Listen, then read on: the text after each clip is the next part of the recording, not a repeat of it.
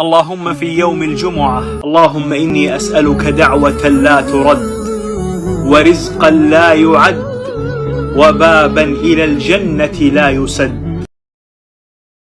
اللهم ارزقني أجمل مما تمنيت، وأكثر مما توقعت، وأفضل مما دعوت.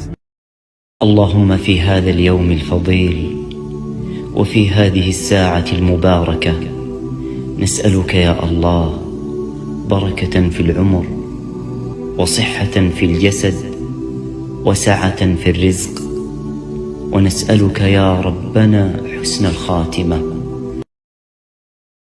اللهم اجعل هذا الصباح صباح خير، لا يضيق لنا فيه صدر، ولا يخيب لنا فيه أمر، واجعل لنا بكل خطوة توفيق وتيسير وأجر.